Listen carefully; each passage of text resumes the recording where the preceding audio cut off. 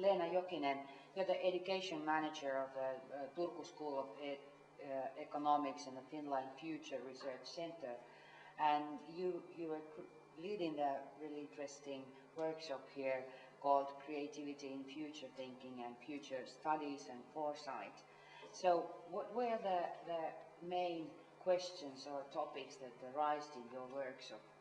Well, our workshop were very, very interesting, and the discussions were lively. We had four presentations there, and they all were around innovation and learning and doing things a little bit differently. So the first topic were how to build innovation culture, and there the main issue or main thing was that how to create innovation competencies, and it was quite a lot like individually focused, and we discussed about is innovation embedded in individual behavior, or is it also in social structures in organizations? So that was quite a lively discussions there. So what we had, and the other or second presentation were about creative foresight in construction business, which is itself quite long period business, and they need to do planning very long perspective, and it was very interesting, and it included many different perspectives. For example, so how to do creative foresight, for example, in planning of houses and so on. And there were many concepts which were discussed and described there. For example, one was cognitive forum knowledge, how to know about future and how to foster that kind of knowledge creation systems also.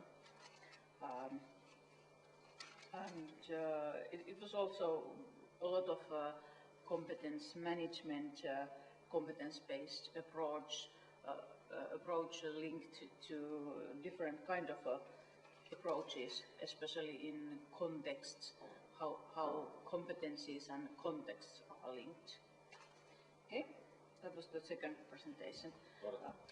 The third presentation was a university teacher from Oulu who reported about the experience what they have had when they have had organizational psychology courses, and they mixed students from humanistics, from technological topics, and also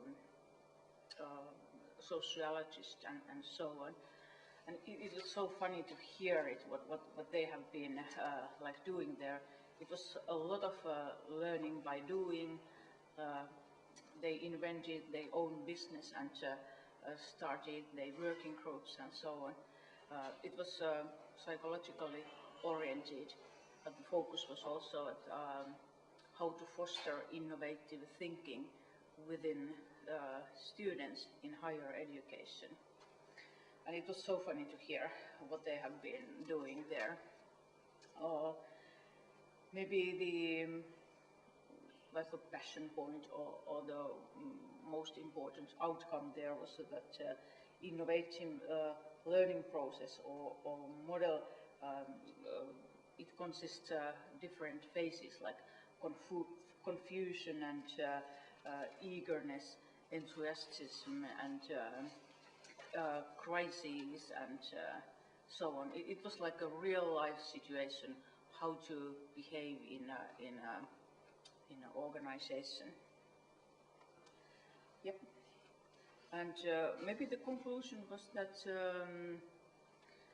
it's in higher education, especially, it's important to have this kind of case studies and go quite deep in those case studies also, so that your conceptual framework starts to develop. It's not just that you read these concepts, but you really kind of have a first-hand experience.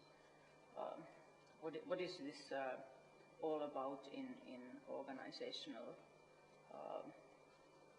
practices and so on, especially in innovations and this kind of creative industries, how they work.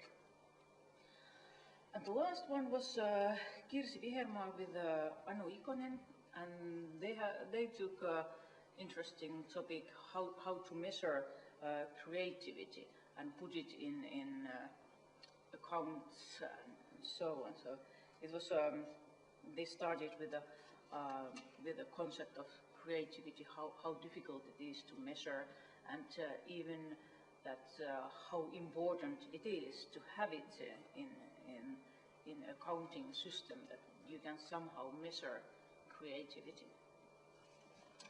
All these kind of non-financial performances and intangible assets. So it's interesting area which needs a lot of work. The discussions were about